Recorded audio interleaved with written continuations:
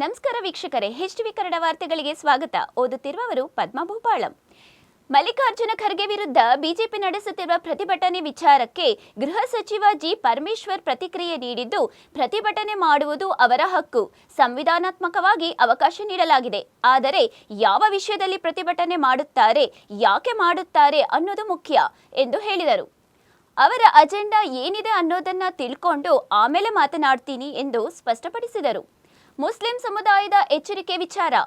Muslim Dangal ವಿಚಾರವಾಗಿ ನಿನ್ನೆ Muslim ಸಮುದಾಯದಿಂದ ಕಾಂಗ್ರೆಸ್ ಪಕ್ಷಕ್ಕೆ ನೀಡಲಾದ ಎಚ್ಚರಿಕೆ ಕುರಿತು ಗೃಹ ಸಚಿವರು ಪ್ರತಿಕ್ರಿಯೆ ನೀಡಿದ್ದಾರೆ.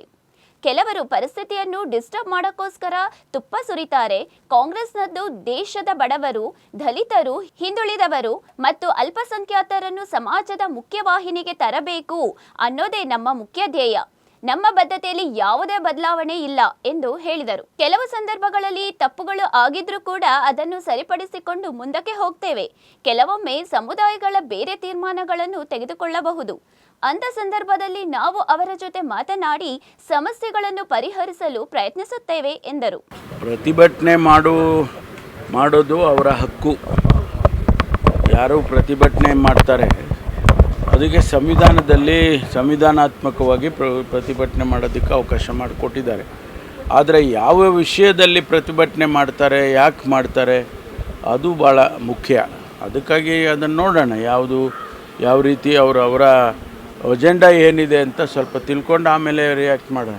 ಮುಸ್ಲಿಂ ಸಂಘಟನೆ ನಿನ್ನೆ ಕೂಡ ಒಂದು ಪ್ರೆಸ್ ಮೀಟ್ ಮಾಡಿದೆ. ಪ್ರೆಸ್ ಮೀಟಲ್ಲಿ ಸ್ಪಷ್ಟವಾಗಿ ಹೇಳ್ತಾರೆ, ಕಾಂಗ್ರೆಸ್ಗೆ ಮುಸ್ಲಿಮರ ಅಗತ್ಯ ಇದೆ ಹೊರತಾಗಿ ಮುಸ್ಲಿಮರಿಗೆ ಕಾಂಗ್ರೆಸ್ ಅಗತ್ಯ ಇಲ್ಲ ಅಂತ. ಈ ಮಟ್ಟಿಗೆ ಬರಬೇಕಾಯ್ತಾ ಅಂತ ಸಾಂಪ್ರದಾಯಿಕ ಮತ್ತು ಮುಸ್ಲಿಮರು ಕಾಂಗ್ರೆಸ್ದು ನೋಡಿ, ಅದನ್ನು ಕೆಲವರು ಡಿಸ್ಟರ್ಬ್ ಮಾಡೋದಕ್ಕೋಸ್ಕರ ಅದಕ್ಕೆ ಒಂದಿಷ್ಟು ತುಪ್ಪ ಸುರಿತಾರೆ. ಆದರೆ ಕಾಂಗ್ರೆಸ್ ಯಾವತ್ತೂ ಕೂಡ ಈ ದೇಶದ ಬಡವರಿಗೆ, ಅದು ದಲಿತರಿರ್ಬೋದು, ಹಿಂದುಳಿದವರಿರ್ಬೋದು, ಅಲ್ಪಸಂಖ್ಯಾತರಿರ್ಬೋದು, ಅವರನ್ನು ಸಮಾಜದ ಮುಖ್ಯವಾಹಿನಿಗೆ ತರಬೇಕು ಅನ್ನೋದೇ ಕಾಂಗ್ರೆಸ್ ಪಕ್ಷದ ಮುಖ್ಯವಾದಂಥ ಧ್ಯೇಯ. ನಮ್ಮ ಬದ್ಧತೆಯಲ್ಲಿ ಯಾವುದೇ ಬದಲಾವಣೆ ಇಲ್ಲ. ಕೆಲವು ಸಂದರ್ಭದಲ್ಲಿ ತಪ್ಪುಗಳು ಆಗಿದ್ದರೂ ಕೂಡ ಅದನ್ನು ಸರಿಪಡಿಸ್ಕೊಂಡು ಮುಂದಕ್ಕೆ ಹೋಗ್ತೇವೆ. ಕೆಲವು ಸಂದರ್ಭದಲ್ಲಿ ಆ ಸಮುದಾಯಗಳು, ಯಾವ ಹಿಂದುಳಿದ ಸಮುದಾಯ, ದಲಿತ ಸಮುದಾಯ ಅಥವಾ ಇವೆಲ್ಲ ಕೂಡ ಕೆಲವು ಸಂದರ್ಭದಲ್ಲಿ ಬೇರೆ ಬೇರೆ ತೀರ್ಮಾನಗಳನ್ನು ಮಾಡಿಬಿಡ್ತಾರೆ. ಆ ಸಂದರ್ಭದಲ್ಲಿ ನಾವು ಕೂಡ ಅವ್ರ ಹತ್ರ ಹೋಗಿ ತಪ್ಪು ಆಗಿದ್ದರೆ ಸರಿಪಡಿಸೋಣ ಬನ್ನಿ ಅಂಥೇಳಿ ನಾವೆಲ್ಲ ಮಾತಾಡ್ತೇವೆ.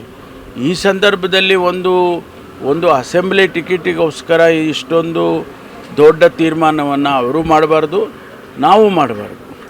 ಅದಕ್ಕೆ ನಾವು ಅವರ ಜೊತೆ ಮಾತಾಡ್ತೇವೆ.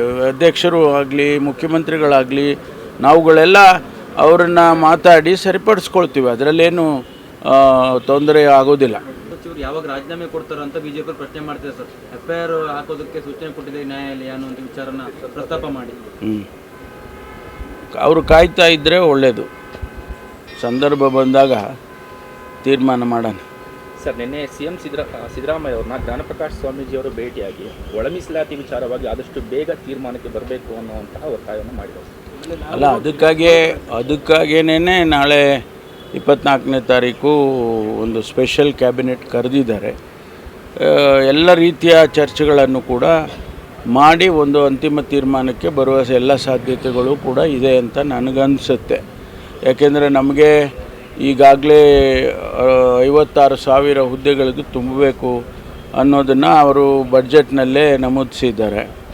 ಅದನ್ನು ಒಂದು ಕಡೆ ಮಾಡಲೇಬೇಕಾದಂಥ ಅನಿವಾರ್ಯತೆ ಇದೆ. ಆದಷ್ಟು ಬೇಗ ಈ ರಾಜ್ಯದ ಯುವಕರು ಅಪೇಕ್ಷೆ ಏನಿದೆ ಅಂತೇಳಿದರೆ ಅವರಿಗೆ ಸರ್ಕಾರದ ನೌಕರಿ ಸಿಗಬೇಕಲ್ಲ, ಆದಷ್ಟು ಬೇಗ ಮಾಡಿದರೆ ಒಳ್ಳೆಯದು ಅಂತೇಳಿ ಅವರ ಅಪೇಕ್ಷೆ ಇದೆ.